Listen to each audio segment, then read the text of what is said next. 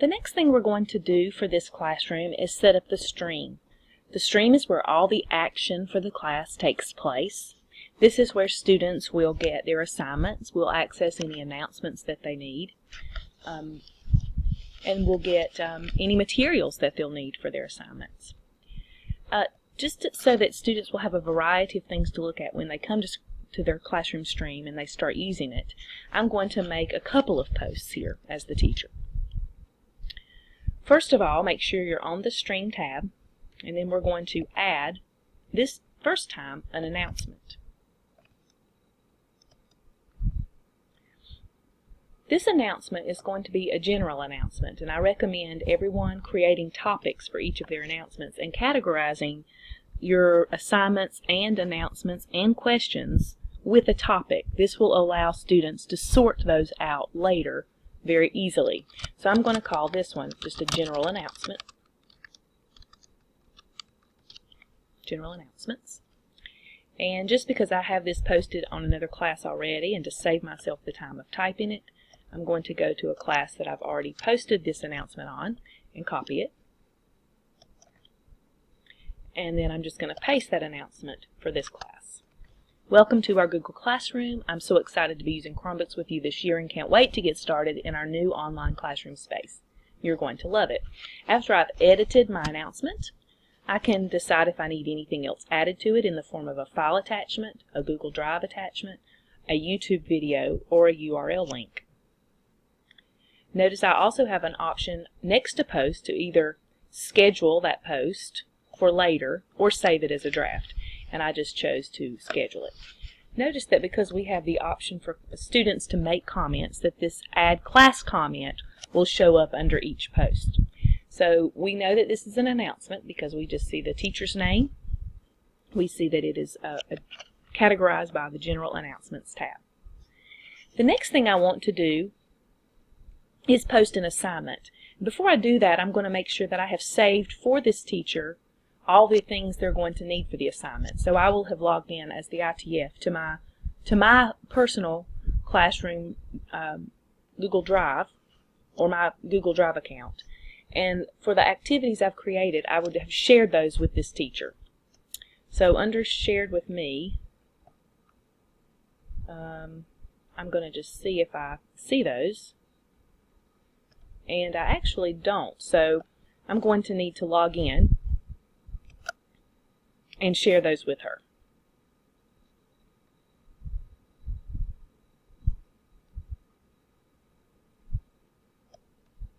Now that I have my Google Drive open, I'm going to find the things that I would like the teacher to add as an assignment for their class. I'm going to select those,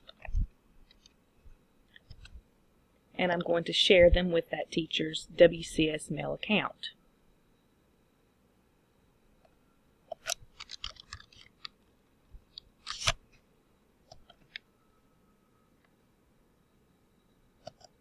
So that's the first one, shared with her.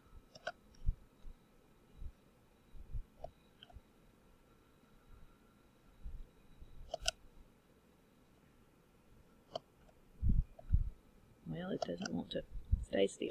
Let's just click done there.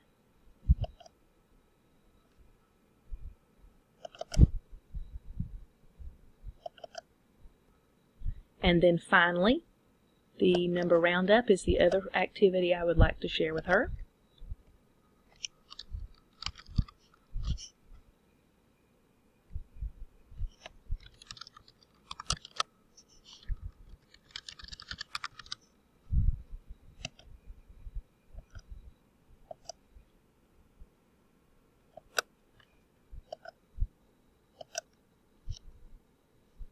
Okay, so now those should be shared with that teacher for her account.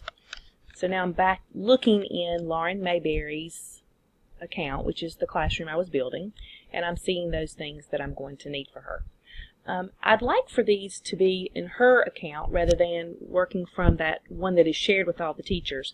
So I am going to make a copy of both of those.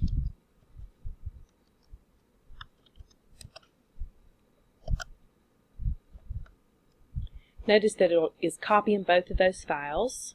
into her My Drive. And so now, just to avoid confusion later on, I'm going to delete those from her Shared With Me, because she's going to have what she needs now in her drive. I'm also going to rename them so that it doesn't say copy of in front of it. So what this has done is given her her own copy of the activities that I've created. I didn't mean to do that.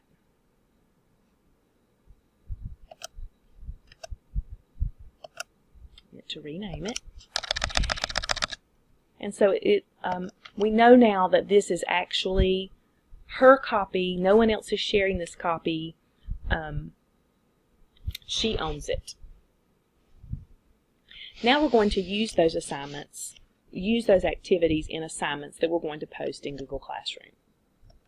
So back in her Google Classroom, I'm going to add, this time, we're going to add an assignment. And then once again, because I have created these for another teacher, to save time, I'm going to go back to that teacher's account where it is already created. Notice I want to name it M1, Fun with Rounding Numbers. M stands for math, and 1 is the first assignment that I've created for math. So I recommend this naming convention because it will, when it creates these folders for you in Google Drive, it will keep all of your M folders for math together and in sequential order by the number that you give them.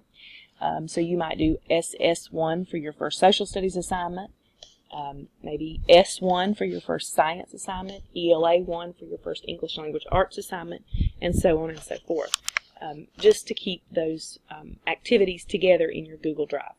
So we're going to name it M1, Fun with Rounding Numbers, and just to save myself some time, I am going to go ahead and copy the directions over, so I won't have to type all of that. And we're going to go back and type M1, Fun with Rounding Numbers, and I'm going to paste all of those directions there. Now, we will need to set a due date for the students, and we'll be working on this tomorrow, so I'm going to set their due date for Monday, October the 3rd, and just to show that you can even set a time that it is due, I'm going to set 3 p.m. Once again, we always need to remember to add a topic. We don't want to make it general announcements, so I'm going to create a topic, and we're going to name this Math Assignments.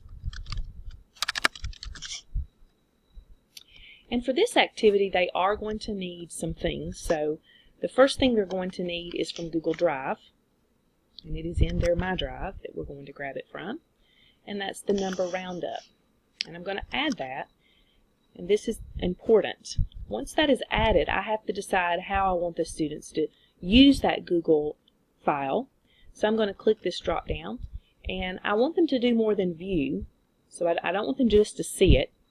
I don't want to choose edit, because if I chose students can edit the file, then all 19 kids in this class would be able to edit this same document. I want them to each have their own copy for the activity, so I need to choose make a copy for each student. They're also going to need some links for this activity, so I'm going to go back to the one I've already created and copy those links over. This is the first link they'll need. So I'm going to add a URL and paste that there and add it. They're going to need a second URL for a random picker. So back in the class that I'm creating, I'm going to add another URL and paste that. And then finally, for those who finish early, I have a rounding numbers pirate game that I just found online. It's in their directions that if they have any time that remains, they should click this and play the game. So I'm going to add one final URL for that activity. So now they have all the resources there that they're going to need for this Fun with Rounding Numbers activity, or an assignment. Once again, you notice that we can choose if we want it assigned, saved as a draft, or scheduled. I obviously accidentally put save, so I need to go back and fix that. Here's my draft. I actually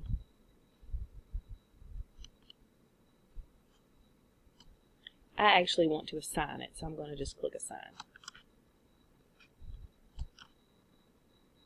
Notice it says they're going to see this assignment in their stream immediately. As the teacher will know this is and the students would also know this is an assignment by looking here. This is the assignment icon. Teachers see this view. Students do not. This lets you know how many are finished and how many are finished and how many are not. For a student, there would be an open button here. The open button would actually open this assignment and at that time would create this copy for the kids. So they're actually going to see the directions for the assignment. They're going to see these 3 links, and then underneath it, it would say your work, and they would see the link to that Google Drive file that you had posted there. This number roundup 4th grade would show here. And when it makes the copy for the student, it actually renames it and adds the student's name to it as well. There's one more assignment I'm going to add here, so I'm going to click Add an Assignment or Create an Assignment. This one is called Math 2 Rounding Quiz, and I'm going to go ahead and copy the directions over for that as well. So M2 Rounding Quiz is what we're going to name this one. So back on the classroom, M2 Rounding Quiz is what I'll type for the title. I'm going to paste my instructions in there. The due date's going to be the same. Notice you can set no due date. It's nice to know that you have that option if you need to. We're once again going to need to set a topic. Always set a topic. This is also a math assignment. They're going to need a Google Drive activity for this. This is actually a form. Forms are shared a little differently. We do not want to put this up for them. I think that would give them the option to actually edit the form. To share out a form, teachers will do that from their Google Drive. When you open the form, you're going to click the Send button. And we want to grab the link for this form. So I'm going to click I'm going to go ahead and shorten the URL. That'll be helpful. We're going to copy that link. And then back in Google Classroom, instead of putting up the actual form that students would be able to see and edit, we're going to click the link. I'm going to paste the link there and add it, and then click Assign. So now, notice how Google Classroom does. The newest is on the top. All of the newest posts appear on the top.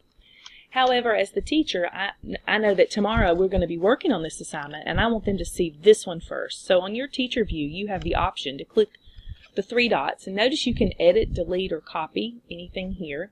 But notice you also have the option to move that assignment to the top. So I'm going to move that M1, Fun with Rounding Numbers, up to the top, so that when students log in tomorrow, they'll see that one first, and then their quiz second.